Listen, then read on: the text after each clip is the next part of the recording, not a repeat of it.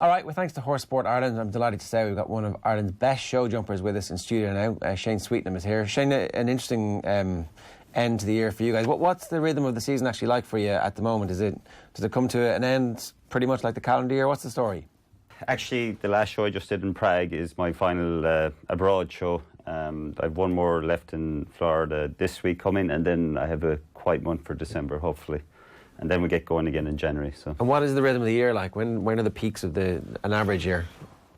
The sport has really grown in the last 10 years. Before you used to have, like, say, this time of year it'd be a lot quieter, but nowadays it's all year long. Like this year has been for me personally, it's been non-stop, back and forth to America, and there's shows nearly every week. We should explain, you're obviously from Cork, but you live in Florida. Yeah, so 15 years ago I moved to Wellington in Florida. There's a big winter circuit there, January, February, March, and most of the best riders in the world go there for that period of time. So I went there 15 years ago, a nobody, and I got offered a job, and from there have built, my career from there. So, and luckily enough, things have happened. Did you go basically on a J1 for the summer type thing, or did you go, right, that's it, bridges burn the boats, I'm staying here and I'm going to make it? To be totally honest, at that point I wasn't sure what I was going to do. I had gone to college in Limerick at an IT degree. I had been in Holland for a year before that, and it's a very difficult, like any sporting career, if you can get to the top, it's great, but getting to the top is the problem. Was the year in Holland show jumping? Yeah, I was training. Before you went to college? No, after college, before I went to America. Right. And so my view of it was, when I went to America, that to make contacts, maybe I'd come and start a business in Ireland and sell horses, or just learn a bit more and see what was out there. And like this circuit they have there is an amazing. You wouldn't believe it unless you saw it. And in terms of the size and the number, and and so many people, so many horses, so many things happening, and definitely just shows you like America's still the land of opportunity.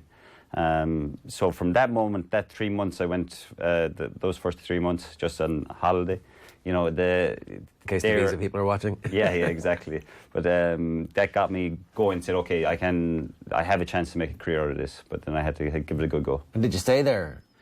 So I came back and then I got offered a job while I was there. So I had to come back and get a visa. And then I went out to a big international rider called Margie Ingle, and I was with her for a year before I started my own business. Right.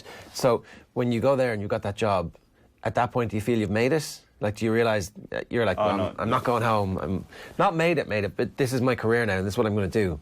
Yeah, but you still have to be realistic, because if things aren't, I wanted to be comfortable. I didn't, so at the time I could see that there was a light at the end of the tunnel, but now to get to that light was another thing. But, it showed you there was a lot out there. So once I was lucky enough to get that opportunity, I was able to take it. And what were you doing for her? So I was a rider for her. Right. So I rode her younger horses and trained them up, and she jumps at the top still. But that just sort of got me in the door over in America and the circuit. Are you competing on her horses, or are you minding her horses and then she goes and competes? No, so at that time she had a sponsor and he used to breed younger horses, so I used to ride his younger horse because she used to travel a good bit. So I'd be riding the younger horses that haven't reached that level yet. Back at home on the farm, on her farm? Farm, but at shows, competing them as well. Okay, right. And at that stage, are you just trying to establish a reputation as somebody who can ride people's horses and win on them? Yeah, exactly. And also still, young enough, so I'm trying to still improve myself. I want to show that I am a good rider, like starting in the bottom division in soccer. You want to go up the ranks and show that you can be at the best. Like, say, Bertram Allen was 18 and he's jumping at the highest level, but he got in the door quicker and he showed what a talent he was. So it's similar, you have to, some people it takes to go through the 4 divisions to get to the top. Some people are able to go straight to the 1st division, so just depending on your opportunity. And were you thinking of that as like, okay, I've got my game here, I'm playing week in, week out, I'm in Division 4, but I can see the future? Yeah, well, I had belief in myself that I could get to the top, so then after that, like every other sport, you have to have hard work and drive, and I had those things, or I thought I did anyway. So where did the drive come from? Where did that, because that's the thing I think that separates so many people. It's not the ability to do it on the big stage, it's the ability to do all the practice to be able to do it on the big stage. Yeah, that's it. My mother's very driven, and my father is too. My parents have been unbelievably supportive, and they have always given us opportunities, even if we couldn't afford them at different times. It's not a cheap sport to be in when you're younger. So because they were involved in horses when you were growing up. Yeah, as a hobby though. Like they were both working, but like I said, still comfortable, and it was a great hobby, and obviously a great way to bring up your kid, even if it's not to go to a professional level. But you have the responsibilities of looking after your pony, doing it day in, day out. And so from that stage on, you learn already work rate then, because it's not like you can say, with a hurley, put it in the corner. Yeah. And then, and with the pony, you have to feed it every day, clean the stables. You have to do lots of chores with them. So it is great responsibility for a kid. Did you enjoy that straight away? No. No. No, I enjoyed the comparting, but not the chores. No, exactly. But the same thing. I learned as I got older that they're important parts of it, and it did. Now it really stands to me. Yeah. So do you remember the first time you got on a pony? The first time you kind of saw this and you were like, this is class. Well, so I was the youngest of 5, so they all rode before me. But I think I was like 5 or 6, and I was competing when I was 7. Right. So I can remember the first time I won something. I won a teddy bear. It was Tipperary colours, but I can remember that's probably my first real memory of competing and being successful. Right. And what did that make you feel when you're like winning something? I was like any kid, like at the moment, like any kid. I think once you think you're good at something and that buzz to win, it just drives you to the next step. And still now that's the key, because you have, we're not, especially with the show jumping, you can't stay winning every single week. So you have a month that's not great, or 6 weeks not great, and you have to keep pushing to get back to win a class or win competition or that success. So you have to be patient with that as well. So at what stage did you actually begin to think this is a career and this is something you can do as a job? That time in Florida, It's that late. So but when you're 16, you're thinking, I'm going to dedicate my life to this, and still you're off to Limerick to get the IT degree. Yeah, but at 16, I wasn't sure. No, I really wasn't sure, because it is, and I'm sure you'll talk to a lot of Irish riders, a lot of riders abroad. It's a very tough business to make a living in if you can't get to that top sector. So there's lots of different ways you can, whether you're dealing, buying and selling horses, or you're training, or you're a rider, or you're a manager, or you're a groom. But it's a tough life. It's not like I said. It's not like you can. It's a 7-day-a-week job. The horse is not like you can just put them away and that's it. Yeah. So. But you still like that part of it at that point. You're getting into the kind of as a fallback position. If you don't make it as a rider, you're going to do something. Yeah. Well, that was it. But I was still reserved till I went to Florida, and I saw that, there is so many avenues from it. And now it's even grown since then. It's not just America, also in Europe and in Central Europe, Belgium and Holland, there's lots of different opportunities. As you'll see, there's lots of Irish riders, England, Belgium, Holland, America. There is a lot more opportunity with it than there was then. As a matter of interest, why didn't you do equine science or something like that? What was the draw to do a computer's degree? So, I'm not sure equine science would have made much of a difference to me at that point. Obviously, I was an educated rider. I'd been riding all my life. So you had all that stuff anyway? Yeah, exactly. Yeah. A lot of it. Doing science, which I didn't like anyway, science subjects linked with it, then I think it would have been a waste of my time and their time probably. But and was staying competitive and honing your competitive edge while you're still in college, was that tricky? Or was it like, look, I'm going to focus on my studies for a couple of years and come back to this? No, that was fine, actually, because it's only...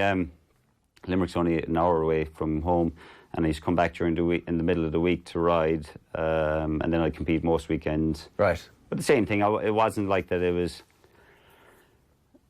anywhere near the level I was now, but it was still keeping me developing. I was still probably ticking a lot of the boxes at that stage. Were you impatient at that stage to get to where you are now? Or did you kind of, because it sounds like you're quite level-headed and you plotted a path and you understood that you just need to get on the ladder, and once you're on the ladder, it's fine. It's going to be a process.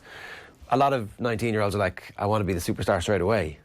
Really, at that point, I didn't know that I was going down this route. I thought, back then, actually, I would have said I wasn't going to be maybe good enough, and that it would be very tough for me to make a living with it. So I was thinking of getting, a proper job and then doing it as a hobby all my life, which would have been totally fine. But it's sort of, worked out after college, I knew that I didn't really want to do IT. So then I had a decision to make. Do I try horses for a little bit and then come back to education, maybe accountancy or something else, and try again, or will I give it a go with the horses and see where I'm going? Can I make a career and make money doing it, or even maybe jump at the next level? Yeah. But at that point, I honestly didn't know, and I was, like you said, I was very realistic about it. And my feeling was, I wasn't like thinking, oh, I want to be the best in the world at that point. I was thinking, oh, I want to make a good living at that point. Yeah. When do you start thinking about being competitive and getting, like, and honing it? Because, you know, you said I didn't think at that stage that I was going to be good enough. I think every sports career has some point where the self-talk is like, look, I'm not really sure if I'm going to end up being as good as that guy over there, or, you know, I'm not sure I'm going to have the opportunities. And you have to quell that at some point and go, I'm going to do this. Yeah, of course. Yeah. Look, you have to have belief. So I would have said, when it really started kicking off for me, I was lucky. I got very good owners, which I still have, of Spiko's farm, Lisa Laurie, in America. And my first real superstar Grand Prix horse was Amaretto Darko. And this is the thing with show jumping or with horses. You need to have as talented as a horse as rider for it to work out. It's like Formula One. You need a good car. Yeah, exactly. So at that point, I got a young but very talented horse, and that took me to the next level. Then, you know, I jumped my first senior championships with him. I jumped the Aggie Can here in Dublin with him, you know, and that got me on my road, which is nearly 10 years, around 10 years ago now. Okay, that got me going. Well, take us back a bit, because they obviously trusted you to go on this good horse. They must know it's a good horse, and they're like, okay, we want you to do it. Well, so they were my sponsor, so they gave me the money to go find the horse. So I went and found the horse. Right. I bought him in Belgium that time, and he was 8, coming 9, which would be just a young horse going to that level. Right.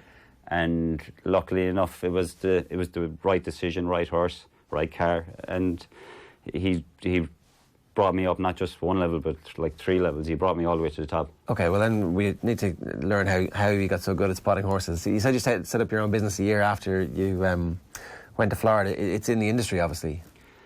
Yeah, well, look, still nowadays, you know, the horses, I wish they could last forever, but there are different cycles. You know, like say, you know, the European Championships 2 years ago, we won the gold medal, and none of those 4 horses were on the team this year in Rotterdam. So it just gives you an example. How quick the turnover is. Yeah, how quick the turnover is. Normally you get a little bit longer out of that, but those horses at that point were just at the end, a little bit of their careers. And we have sort of a younger group, and I would say they're on an upward curve at the moment. But so with the horses, you're always sort of trying to reinvent yourself, trying to always have good horses, and they're very expensive, so you have to have a lot of good owners and people behind you to get there. Okay, and is that the business you set up a year after in Florida? Yeah, well, so myself and my wife, Ali, we have our own training riders and horses, obviously. So you're like 26 setting that up, 25, 26? Yeah, around that. Right, that's pretty young when you think about it now. I suppose so, yeah. At the time, I wasn't thinking like that. Just like this, I have to do this, because... Yeah, I needed to do it. I had to have, like I said, it's an expensive sport to do, so you had to have a good foundation. And for us to keep going to each next step, you needed to have it set up that way, you know, the business in the right way. Is the other side of that, though, that it teaches you the skills about... like, if the ultimate goal is to give yourself ballast to be able to be a great rider, then you also need the rest of the business skills to understand where the best horses are coming from, what the common things that the top riders have, and so that's the... Yeah, for sure. So man management is key.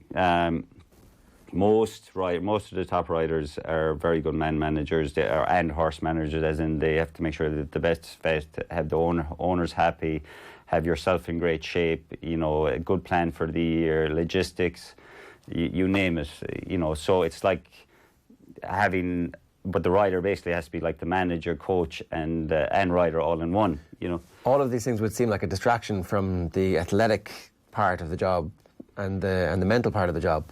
It can be, and like in some situations you can be a young rider and someone will hire you and you will be just a rider. So you don't have to worry about all that stuff. Yeah, but most of them have to do with their own managing. Maybe because you've done it, you have peace of mind when you're sitting on the horse as you're just about to go, going, okay, I've got the best team here, everything is in order? Is that part of it? Well, that's definitely part of it.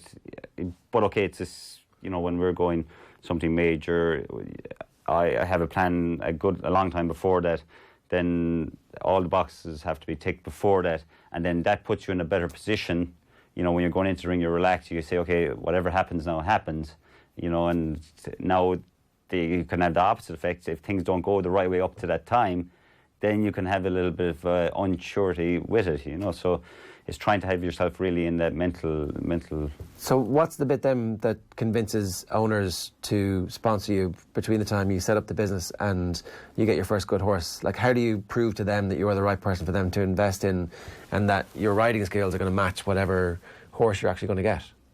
I suppose at the time I was lucky to meet them. I was training their daughter, and I'd say with the Spike Host, and they said they wanted to have a Grand Prix horse in the ring so they could watch, and I said I was the right man to do the job, and then we got the horse and we had success. Right. And like everything, success is key. It's timing and right time, and also being ready for success. it. I think even now, still today, if get anyone to buy a horse, or even if I buy a horse, that it's results that matter. It's same. It's why the managers in soccer have such a short lifespan. If they're not getting results, they're not kept. That's it. So they could have said, okay, you're grand. You've talked the talk, and then they buy the horse, and you're no good, and they discover that. Oh, right, okay. And that happens. I'm sure. Happens. Yeah. And the same thing I would be. If I went and bought a horse and it didn't work out, I've a lot to answer for. It's my responsibility. Yeah.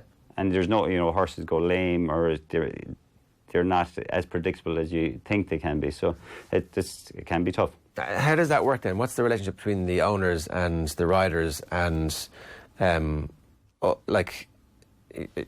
not a hired jockey in the same way that a race horse jockey would be, because you've got that involvement. Yeah, so you've, like say, with my owners, I have a very good relationship. Like I said, with Lisa Laurie, it's 10, 12 years. How many owners would you have at any one time? Is it like at the moment I have 3 or 4 owners. 3. I have Gilbertsons. I've had a few years. They own parts of horses with me, and then Paul Tracy, and we get on great. It's like a close family at the moment. We've been lucky that we've had a lot of fun with it, and we seem to go step by step, but we've had no issues. And so that's people getting involved in an industry because they like it, and it's like nobody's getting involved in this industry to get rich. It's kind of the same as horse racing. Basically, but okay, there is other people that go and they'll say they'll invest in horses, but the plan is to sell them. Right. So, and especially these horses that are jumping to that level, they're worth an awful lot of money. There was a horse sold yesterday, Explosion. They won the Super Grand Prix on Saturday in Prague, and the reports that'll probably be between 10 and 15 million. Right. But I don't know the exact figure. But that's one of the best horses in the world, and these horses are worth that kind of money. So I suppose if you were an owner and you wanted to sell, yes, you could make money. Okay. That's mad money. That's mad money. But it's like the racing. You said if they want to sell those horses that win, they're worth a lot of money. Yeah, and is that on the basis of the prize money that'll win, or on the basis of the fact then you can breed these horses? No, so maybe prize money, but in general it's success. Right. That horse. But actually, these horses aren't geldings, are they? Yeah, that horse is gelding. For 10, 15 million for gelding. Yeah, but that horse is ranked number 1, and then it's staying. There's other people who wanted it. It's staying with the rider it has. So Ben Maher is getting to keep the horse, and he organised 2 different owners to buy it off the other guy who wanted to sell. And he wants to win the Olympic gold medal next year. Right. But there's also the reason he had to do something, I presume, like that is that there was so many people offering to buy the horse that, say, Moffat, who owned the horse, said, well, I do want to sell it, or I want to cash in, right. Which is fair enough. And so, but there's a lot of people out there that want to have the best horse for the Olympics next year. Okay. Doesn't mean they'll win the gold medal, but that is one of the best options. Bit of pressure, I suspect, on him then next year when he does finally get into the ring for, however far he goes. It's like, all right, this is a 50 million horse. Better actually win this thing now. Yeah, well, like I said, I don't know exact figure, but okay, he's already won a ton with the horse. He knows the horse, so on him it'll be less pressure, and he's a brilliant rider. and that's I think that's all he'll be thinking about is winning the gold medal.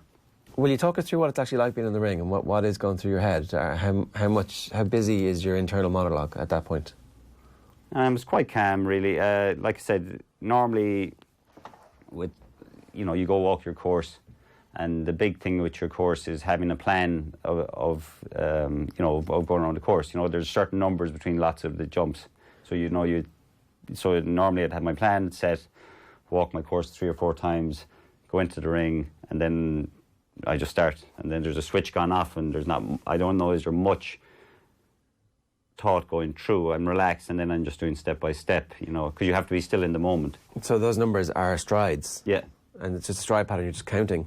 And not everything, but you have, for the technicality of the courses, there'll be, 6 or 8 different number patterns. So you have to remember those, because they will, if you just go off the cuff, anything could happen. So you do try to have that plan executed. But then there's going to be certain patterns, it's just off your eye.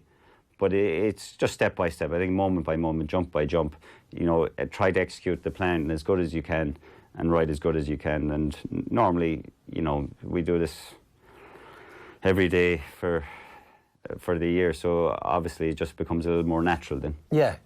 So it's about making sure your mind is as calm as possible. And for me, yes, yeah.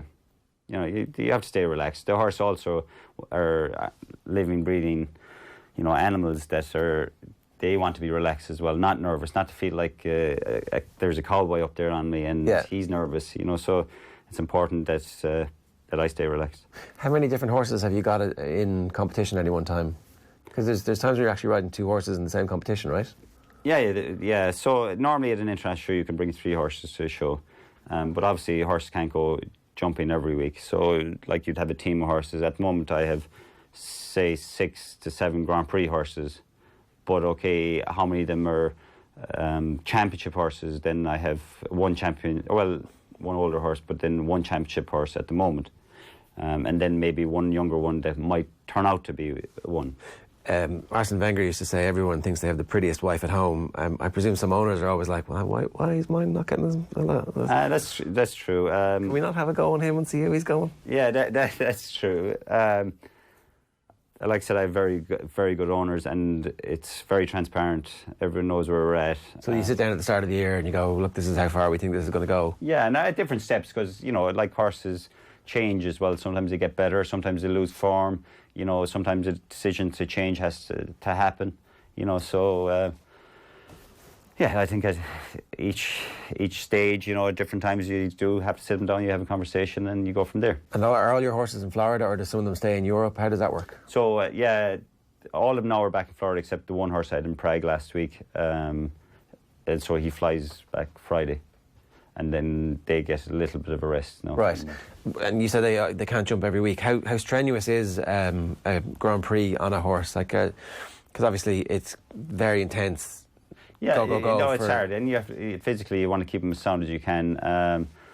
So maybe you do 2 weeks in a row, and you give them 2 weeks off. It depends on the horse. It depends on the rider, the schedule. It just depends on each person's different management. But in general, you wouldn't say a year. You'd hope that a horse wouldn't do more than 15 Grand Prix a year. Right. And in terms of training them to jump, how much of that happens when you're getting them and they're already 7 or 8? Have they already gone through all that process? Are you honing that? No, but it's still, they've obviously jumped a lot to get to those steps to get there. But then, say when you get a new horse, you probably jump them a bit more at home because you're trying to get to know them, or maybe you're trying to teach them new things. Some horses, once they get older, probably they might not need the jumping at home. Some horses do need the jumping because they physically, fitness-wise, need to jump at home to keep themselves tip-top. So every horse is a little bit different. And that, I presume, is not a science at all. A lot of that is the art of just looking at the horse and going, this horse feels, or how much science is there involved? Yeah, it depends how, for me, it depends how the horse feels. You go to a show, and if you say, okay, I really didn't feel great here, I'm doing something wrong, I need to change the system a little bit. They don't feel like they're on... Yeah, but they're not, they're not jumping at their peak. peak, maybe they knock a fence or knock 2 fences, and you just feel, as a rider, you feel, oh, well, this doesn't feel great at the moment, I need to go and change something. So you change the system and see if that works. And, horses, like people, they change as they get older. So some need less, some need more, So it normally, when everything's working out the way you want it and the horse is at peak shape, then I normally try to change nothing. I just keep everything the same all the time. But like I said, it doesn't always stay that way. So then I have to reinvent the wheel again when that happens. Do you enjoy that bit, that challenge? That's the great part about it. It always keeps you thinking. It's great when everything's working out, but I think you always have to be thinking on your feet. That say you're going into a bad spell, and not say, oh well, this worked for the last 6 months, but for the last month it's not working. I'm going to keep doing it. You have to think about it anyway. Say, okay, something's not right, and try to adapt to the situation. We've spoken about the horses there. What about your own game, your own abilities? Like, how do you practice those? How do you make sure that you're constantly getting better? Or is that just about making sure your relationship with the horse is as good as it possibly can be at this point? Well, that's a factor. Like I said, there's a lot of boxes that need to be ticked. I personally like to work out, whether running or circuit work or whatever. So twice or three times a week, or if I'm at a show for a big class, I do something in the morning beforehand. It just helps me put my brain in the right place, whether it's tires it down or what, I don't know. But everyone's different. And what the handling skills and even when you're walking the course, are you getting sharper at that now because you've done it so often? Yeah, of course, that's experience. And the same thing with us jumping. Jumping the biggest Grand Prix, whether it's jumping the Aga Khan. I've done it 3 times. So even though the first time, the third time I was definitely far more relaxed and more experienced and more of, okay, things still have to happen for you. But because of my experience, it was a lot easier just go and do it.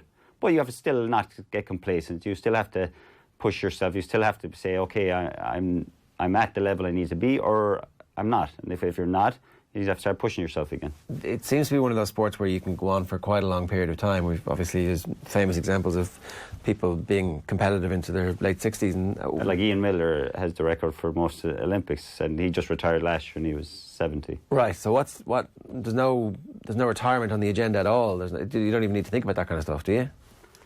I suppose it depends on the person you are. Like, I have 3 kids, maybe I don't know when, maybe I'll get pushed out. It depends. At the moment, obviously, that's not in my mind. Obviously, the Olympics next year is in my mind. And it always depends on how good a horse, how good or support team you have. And like I said, the motivation has to be there. Like any sport, if the motivation isn't there, and you're saying, I've done it this long, the experience is enough, that's not enough. You still have to have the drive to stay at that level. Because, go on. But you're going unbelievably well at the minute. So you wouldn't, the drives, I presume. Yeah, well, unbelievably well. I think I can go better. So there's lots of, it was a good year this year, but I still think it can be better. So I'm still not happy with certain things. But that's where the drive comes from too, right? It's like I can always improve on no matter how I'm going. So what would this year need to have looked like for you to go, that was a great year? I don't know how to give that answer. So this year's a little bit, for me, it was a little bit of a rebuilding year. I had a very good horse that died in January. He jumped Aga Khan, Main Road. He jumped Aga Khan the year before. So then that already and that was going to be my number 1 horse for the year.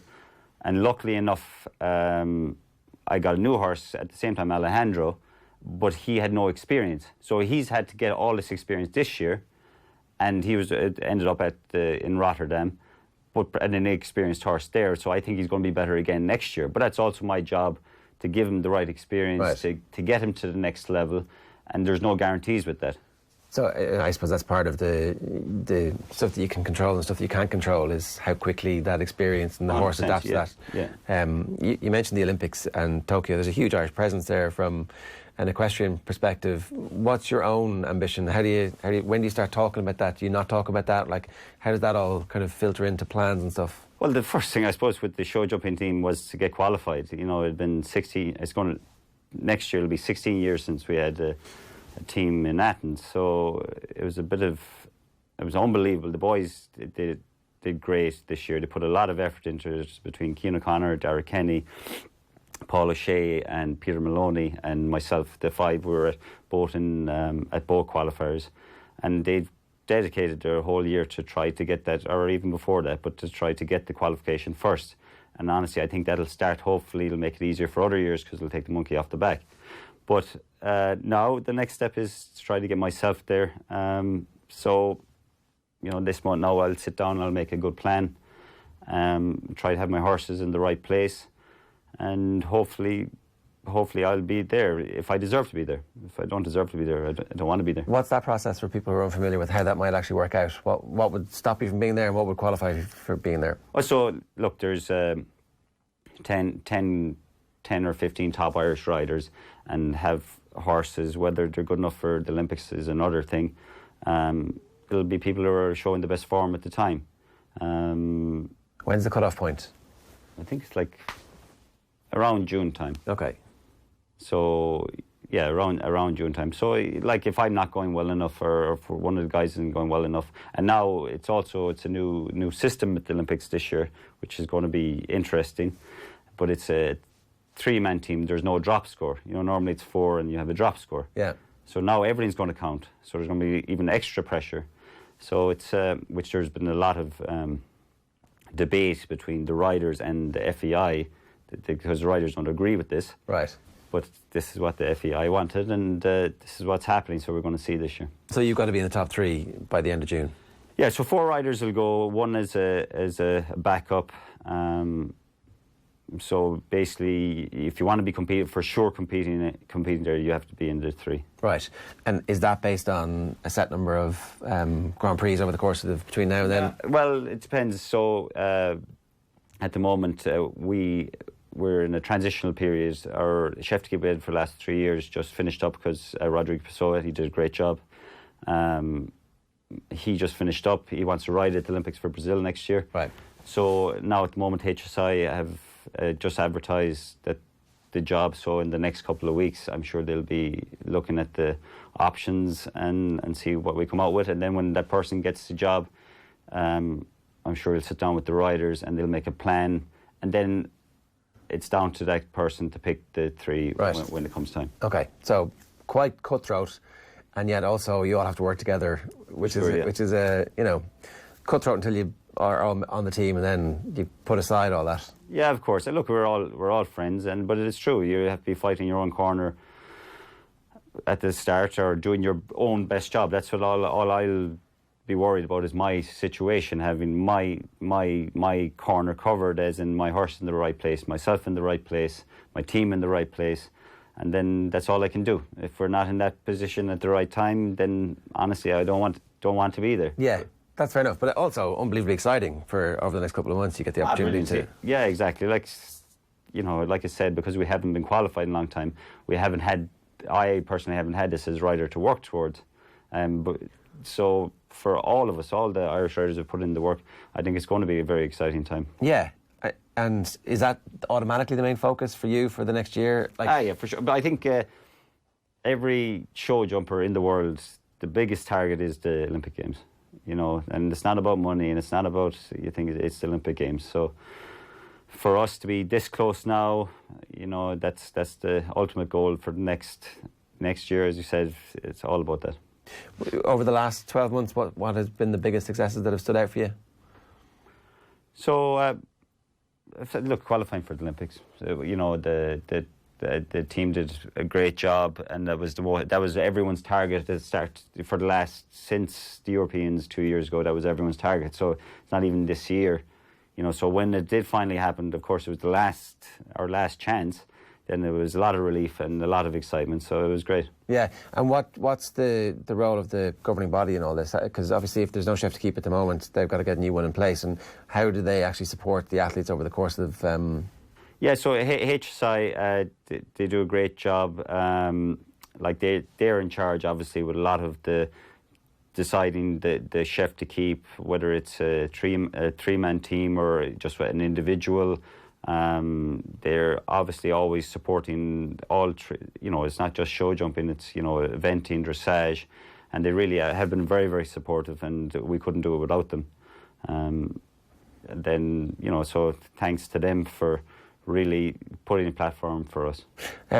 Shane, there was a World Series that sounds a little bit like the World Series of boxing. You were technically riding for a Shanghai team. Oh, yeah. Yeah, what was the crack with that? So the Global Champions Tour, the Global Champions League, it's been going around now for a while, but the last 3 years is a team format. And is it made for TV essentially? Yeah. So it's like based on like Formula One. Right.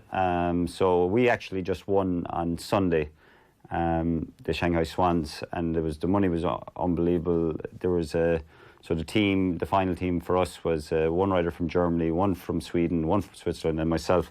So it was very exciting, but it's a whole year. You get to travel. You don't have to. So you'd have a squad of 6 riders, and normally 2 go to a show.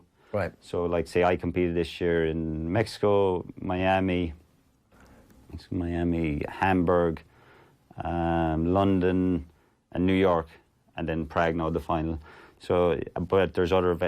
So Shanghai, your team would have been in other different ones. Yeah. So there's 18 events, and they're all over the world, and they're normally like in the city or in a really cool location. And are they getting support from people on the ground? Like, is it working as a... Because, obviously Formula One is so well established at this point. Other sports have tried to do that. Is this the future, do you think, for competitive show jumping where something like this is going to work? Well, it's working. It's working the last couple of years. There's an awful lot of money back in it. So that's, I suppose, the question is if they can keep coming up with the money to keep this going at this level. Like, say, Prague was full every day. It's right there in the hockey stadium. It was full. £2 million for the winners. Yeah. Well, the owner gets obviously a big chunk of that, right, and then the rest is split with the riders. That's not a bad weekend's work. It's a good weekend. Yeah. Good party, I'd say. Well, I left that evening, but yeah, it was a good weekend work. It'll pay for some of these flights that I'm going on. The next horse, and that's the other thing. There's a huge amount of travel involved, and bringing your horses and minding your horses, all that kind of stuff as well, is just a logistic thing that you have to be constantly concerned about, I suspect. And how big is that operation? It's huge. So the overhead the overhead is huge. Between horses flying back and forth, or say because I'm not based in Europe, renting a truck, accommodation, everything. So this prize money doesn't last very long. That part of the business, that must be a bit of a pain in the ass. Like, you're a kid dreaming of being Eddie Mackin and jumping in the Aga Khan, and then all of a sudden it's like, well, okay, I've got to organise my truck hire and my planes, and it's not like you can. No, but that's like say the baggage carousel and say thanks very much. Yeah, exactly. But that's the importance of having a good team around you. Like all my staff are either in the office or with the horses. You have to trust them. How big is that team? So our business that we run, we have 18 people working with us. Okay. But say the main Maria and Seamus travel, say, with my main group of horses, and they would do a lot of the dirty work when it comes to that as well. I do a bit myself, and once you get used to it, it's not that difficult. It's just just making sure that you have it done. Yeah. Are you confident you're going to be on the Olympics team? I mean, you seem like a fairly self-confident at this stage in your career that you've reached a point where... I know you don't make any hostages to fortune, but if things go well for you... I don't know. For me personally, at the moment, I have a bit of work to do. Right. If I was being realistic about it, which is okay, now I have time to get it done if I can get it done. Can you tell us what that work is? When you say that, what do you mean? Results. Like I said, I have to get like this younger horse to be in the perfect form at the right time, and results will matter. And it's the same for every other rider. At the moment, I think Dara Kenny and Cian O'Connor are doing brilliant at the moment, and once they stay doing what they're doing, they'll be going. So then maybe there's one spot left. So and a reserve. So for me personally, I feel I have a bit of work to do. Well, listen, with thanks to Horse Sport Ireland, Shane Sweetnam, best of luck for the next year, and we'll keep in touch and keep an eye on how you're getting on. All right, thank you.